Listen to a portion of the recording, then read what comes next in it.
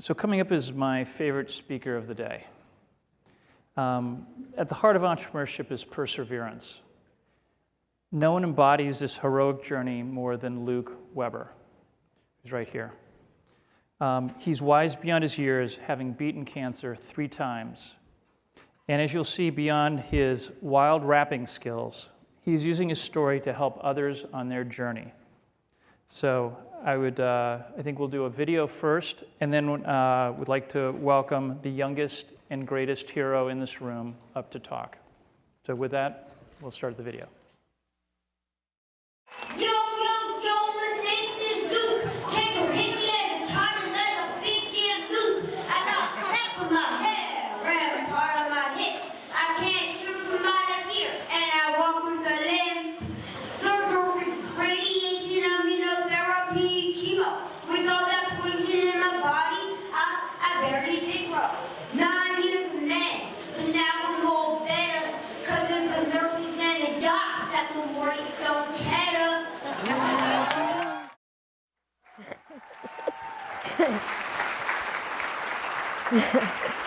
So you can take the clicker. Hi, my name is Luke, and I am a cancer survivor.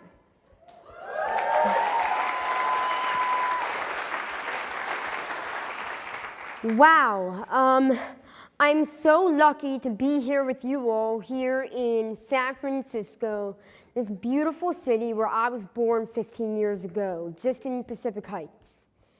And, this rap I performed a couple years ago at a Cycle for Survival event.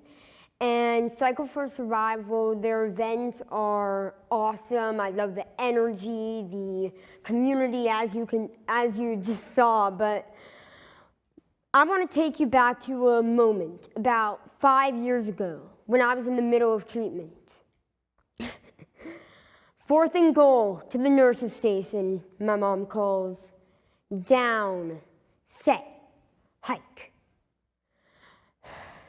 I clutched the IV pole with one hand and tore down the hospital corridor as fast as my limb could take me. 8 steps, stop and go. My mom hurled the Angry Bird stuffed animal into the air just as I was making my cut, my tubes tugging at my chest. I let go of the pole, outstretched my arms, touchdown. The crowd goes wild, nurses and doctors cheering me on. Who cares that I had a huge needle in the right side of my chest? Who cares that I had 0 white blood cells? Who cares that my hemoglobin levels were below normal? My platelets were high and I didn't need a transfusion. And in my family, that was a cause for celebration. When I was 3 years old, I was diagnosed with stage 4 alveolar rhabdomyosarcoma, a rare pediatric cancer that was literally all over my body. In my legs, in my hips, in my spine, in my head, even in my blood. My cancer only affects 80 people a year in the US, and it does not usually bring a lot of hope. But I was lucky. I found my hope at Memorial Sloan Kettering Cancer Center, and specifically in Dr. Lenny Wexler, my amazing doctor. And I went through a grueling 17 months of chemotherapy, radiation, and surgery, and thought that my cancer was gone. But it came back twice. First when I was 5, and then again when I was 9. And after my 3rd diagnosis, most doctors said there was nothing more left to do. I was a kid with a rare, aggressive cancer. It was my 2nd relapse, and there was no clear path to a cure. For the first time in my life, I was scared. I wasn't 3 or 4 or 5 anymore, happy to be at home or in the clinic, hospital, watching TV and playing video games. I was older and I understood what was coming up. I understood the pain that I would have to go through. And I understood that I wouldn't be able to play basketball or run a mile in the park. I understood that I wouldn't be able to go to school every day and hang out with my friends. I understood that the little hair that I had on my head would fall off again and I would stop growing. And most of all, I understood that this could be it. I asked Dr. Wexler, will I die from this? And he said, I don't know, but I will do everything I can to fight this. And, Dr. Wexler and his team at MSK never gave up on me. He never guaranteed us a cure, but he gave us something that nobody else could. He gave us hope. At a time when we were feeling like our world had collapsed, Dr. Wexler gave us the power to believe and the hope to fight. And you see, without treatment options, there is no hope. And for rare cancers, there are not a lot of treatment options. And my medical team called and emailed dozens of other doctors and researchers around the world to find out what they were working on in hopes that could help me. But there was virtually nothing. And thankfully, finally, Dr. Wexler found me the last spot in an immunotherapy trial, a new and promising treatment. I finished that treatment more than 4 years ago, and I have been cancer-free ever since.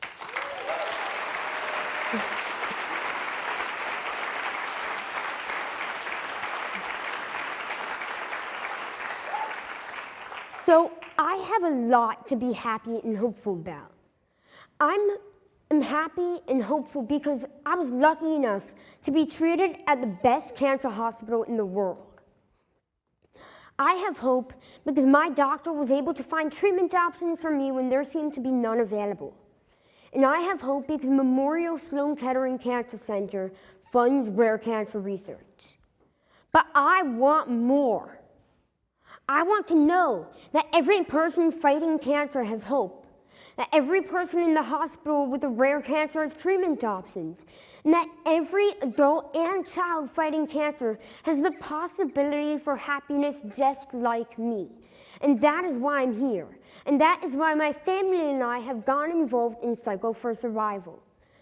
Cycle for Survival is the movement, the national movement to beat rare cancers. Every year, we bring together friends and family to form indoor cycling teams to raise money for rare cancer research and clinical trials. And rare cancers include all pediatric cancers, ovarian cancers, brain cancers, pancreatic cancers, lymphoma, leukemia, and many more. Almost 50% of people who have a cancer have a rare cancer, but there's not enough money in rare cancer research. There are not enough treatment options. Cycle for Survival is here to change that. I am here to change that. 100% of every donation to Cycle for Survival funds rare cancer research led by Memorial Sloan Kettering. And Memorial Sloan Kettering, like I said, is the hospital where I was treated. And the researchers at MSK share their knowledge and discoveries with cancer doctors all around the world so they can help as many people as possible. And in just 10 years, Cycle for Survival has raised over $105 million, all given to rare cancer research.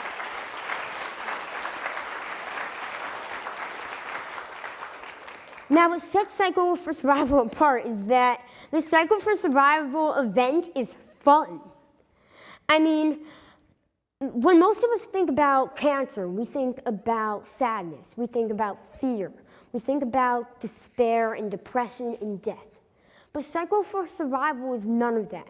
Cycle for Survival is inspiring, uplifting, optimistic, and crazy fun. It's about pedaling hard or hardly pedaling. It's about bringing people together to take action, to seize the moment. And we are all there, thousands and thousands of people across the U.S., all for the same cause, including here in California, to celebrate life, to celebrate hope, and to celebrate and create the possibility for treatment options for people with rare cancers. And living with cancer has taught me a lot. I've learned that it's important to be optimistic and resilient, that it's empowering to find a community that supports you and has your back, and that it's okay to be scared, but giving up is not an option. We can't sit back, we need to fight back. And I'm committed to making sure that at some point in my lifetime, nobody will have to go through what I went through. So live every moment, seize every day, make a difference, join the battle, and join me at a Cycle for Survival event in 2017. Thank you.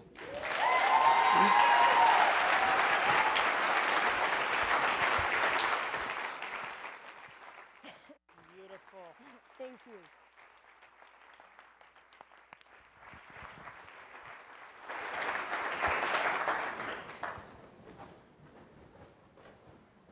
I kind of feel like I shouldn't be closing this out. That's kind of like the mic drop right there, right? So let's think about this. I think he hit the theme on the head, which is giving up is not an option. I think a lot of us have spent the last week rethinking a lot of things, basked in sadness, basking in fear, basking in the unknown. But I love what he said, which is giving up is not an option here, right? Number one.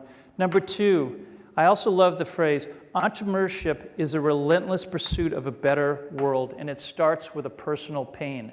Think of your story, right? We all have a personal pain. We all have a personal wrong we want righted in the world, and it could be one person at a time, or it could be an entire country. And that goes to the last one, which is, or the next point, which is, we're all entrepreneurs at the end of the day. Right? Every single one of us. Entrepreneurship is not them over there or them over there. It's entrepreneurship is wherever you're at this point in time. We are all entrepreneurs, and our goal here is to obsessively turn our pain into action. Because if we don't turn our pain into action, we're simply whining.